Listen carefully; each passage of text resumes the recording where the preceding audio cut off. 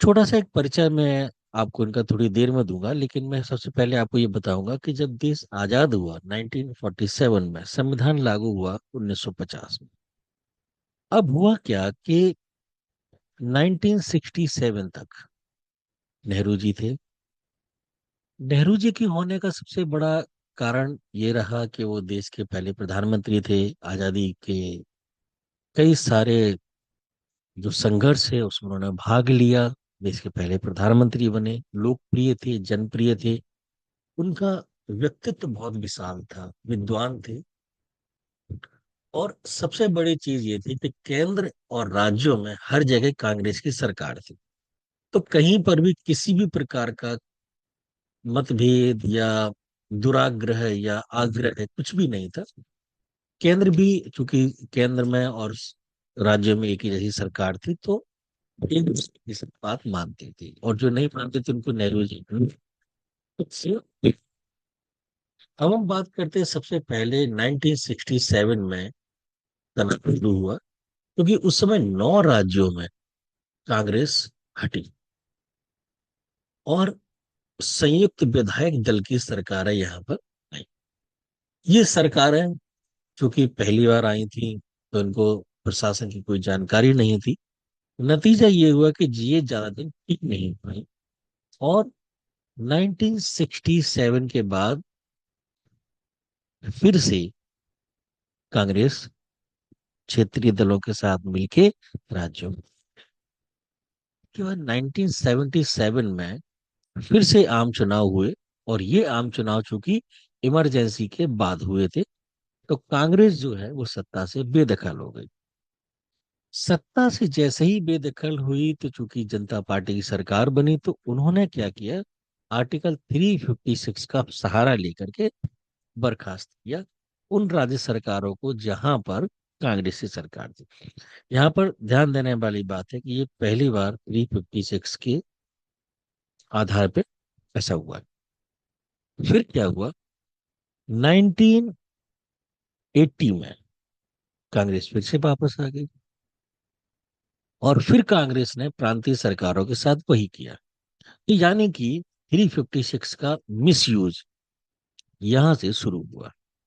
अब बात आते हैं कि कभी ना कभी, जैसे हम कहते हैं कि जैसे जुर्म का जो आविष्कार है वो जरूरत है, तो कानून का आविष्कार जुर्म है। जब राज्यों में और केंद्रों में इस तरह के तनाव बहुत ज्यादा बढ़ने लगे, यूएस का, कनाडा का प्रभाव पड़ने लगा, वहां पर फेडरल गवर्नमेंट है। इंडिया में जो गवर्नमेंट है वो यूनियन गवर्नमेंट है, यानी कि केंद्र का वर्चस्व है राज्यों के ऊपर। जबकि यूरोप, यूएस, कनाडा, यहाँ पर क्या है कि केंद्र का काम विदेश नीति पर ज्यादा, और राज्य अपने आप में सक्षम होते हैं। जो सबसे ज्यादा परेशानियां हुई हैं वो केंद्र और राज्यों के बीच में अधिकारों और टैक्स में मिले हुए पैसे के कारण हुई। तो 1983 में आप सभी को याद होगा कि उस समय इंदिरा गांधी जी की सरकार थी, और न्यायमूर्ति आर एस सरकारिया की अध्यक्षता में एक आयोग का गठन किया गया, जिसका मूल उद्देश्य था केंद्र और राज्यों के बीच समीक्षा करना।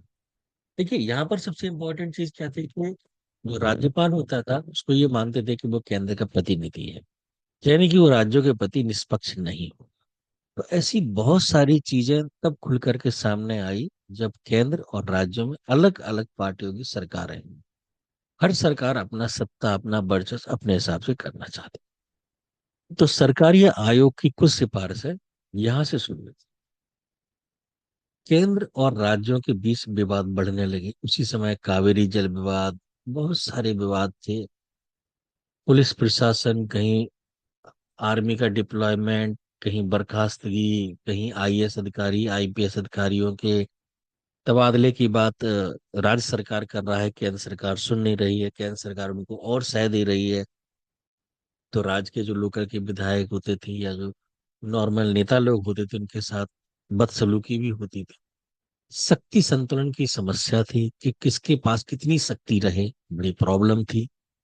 और साथ ही सबसे बड़ी जरूरत ये थी कि हमारा संघीय ढांचा सुरक्षित रहे, कोई राज्य ऐसा ना करे कि हमारे दुश्मन देश के साथ हाथ मिला करके हमारे ही देश के साथ मुश्किल पैदा करे।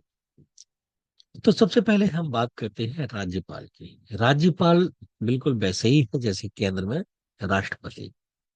राष्ट्रपति को भी माना जाता है कि ये किसी भी दल का प्रत्याशी, मतलब किसी भी दल के प्रति ये पक्षपाती नहीं होगा, क्योंकि वो राष्ट्र का प्रथम नागरिक होता है।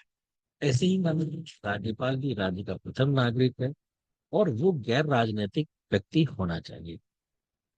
हालांकि प्रॉब्लम ये थी कि जब देश आजाद हुआ तो बहुत सारे जो कांग्रेस के नेता थे, जो एक तरह से अपना राजनीतिक जीवन को खत्म करने के कगार पे थे, जिनके पास समय सामर्थ्य नहीं थी कि वो राजनीति में दौड़ भाग कर सके, तो जो गवर्नर का पद था, जो वायसराय बहुत सशक्त पद होता था, उसको खत्म करने के लिए उन्होंने एक रबर स्टाम्प पद बनाए जिसे हम राज्यपाल कहते हैं। हाँ, राज्यपाल के पास शक्तियां हैं, लेकिन वो शक्तियां मंत्रिमंडल के आग्रह से या डिस्कशन विवेचना करके ही प्रयोग कर सकते। आज का भी कंडीशन ये है कि राज्यपाल की नियुक्ति केंद्र सरकार खुद करती है, कभी भी मुख्यमंत्री से सलाह नहीं ली जाती। प्रकारीय आयोग ने स्पष्ट कहा था कि राज्यपाल की नियुक्ति सीएम के सलाह से हो। तो एक ये जो है आयोग का जो अनुशंसा थी, उसको केंद्र सरकार ने नहीं माना। फिर अनुच्छेद 56, जिसका कि आपने देखा 1978 में भी मिसयूज हुआ, फिर 80 में भी हुआ। तो इसके बारे में ये कहा गया क्योंकि ये एक ऐसा हथियार है जो जो जो इस्तेमाल कर रहा है वो मतलब कर रहा है, और जिसके ऊपर इसका दुरुपयोग हो रहा है, उसके लिए ये एक तरह से संवैधानिक अधिकारों की हत्या है। इस पर भी कोई पाबंदी नहीं लगी। बाद में भी कांग्रेसी सरकार ने बहुत सारे गैर कांग्रेसी जो राज्य में सरकारें थी वो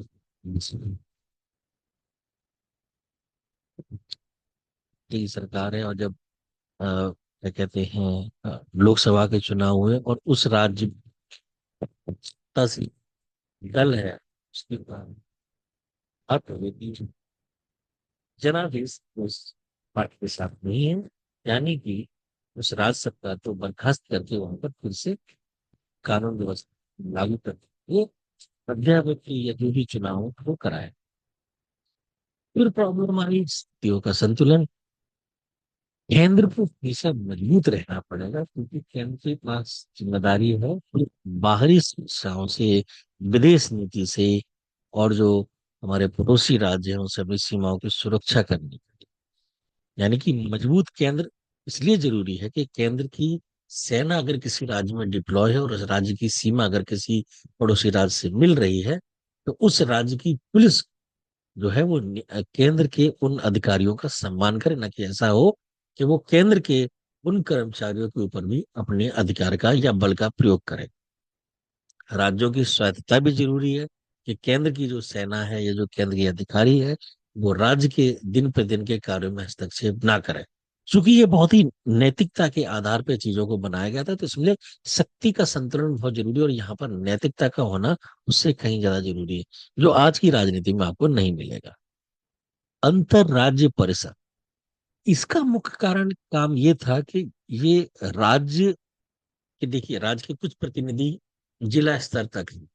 आप अगर आईएएस आईपीएस की बात करें तो वो सारे कैडर के थ्रू विभक्त तो हैं, लेकिन उनका जो संचालन है या उनका जो निर्धारण है वो केंद्र सरकार के अंतर्गत है, या तो वो होम मिनिस्ट्री में आते हैं या फिर राष्ट्रपति के अधीन होते हैं। यानी कि उनके ऊपर राज्य का उतना नियंत्रण नहीं होता है जितना केंद्र का होता है। राज्यपाल जो राज्य का प्रथम नागरिक है, वो भी एक तरह से देखा जाए तो केंद्र सरकार का प्रतिनिधि है। वही केंद्र सरकार को अनुशंसा देती है कि राज्य में कानून व्यवस्था सही चल रही है या नहीं चल रही है। कुल मिलाकर के जब भी विवाद की स्थिति आती है तो बड़ी भयंकर स्थिति होती है इन पदाधिकारियों को लेकर के कि ये किसका पक्ष लें।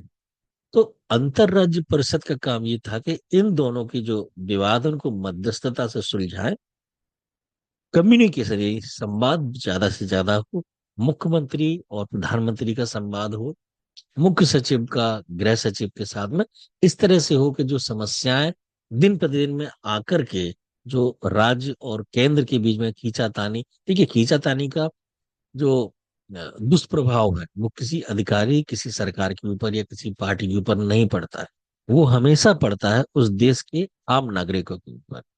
आम नागरिक ही परेशान होता, तो इस चीज को इन्होंने बहुत गंभीरता से सोचा। राज्यों को अधिक संसाधन और करोड़ों का सब, देखिए किसी भी राज्य को चलाने के लिए सबसे जो महत्वपूर्ण चीज होती है वो जो है पैसा। चाहे आपको सैलरी देनी हो अपने कर्मचारियों को, या कोई इस योजना लानी हो, या कुछ भी ऐसा करना हो जिससे जनता को कुछ राहत मिले, चाहे सड़क बनवानी, शिक्षा के लिए स्कूल बनवाने हो, चिकित्सा के लिए हॉस्पिटल बनवाने हो, तो तालाब पार्क कुछ भी हो, सबके लिए चाहिए होता है पैसा। करों का जो निर्धारण निर्धारण था वो इस तरीके से था कि केंद्र का बहुत ज्यादा हस्तक्षेप था, और बहुत बड़ा हिस्सा केंद्र के पास ही जाता था। और परिणाम ये होता था कि राज्य को बार बार केंद्र के सामने हाथ फैलाना पड़ता था कि हमको इस कार्य के लिए चाहिए। अब अगर केंद्र में और राज्य में एक ही पार्टी की सरकार है तो अनुदान मिलना बहुत आसान होता था, लेकिन अगर ये नहीं होती हैं तो वो चीजें ठंडे बस्ती में चली जाती हैं।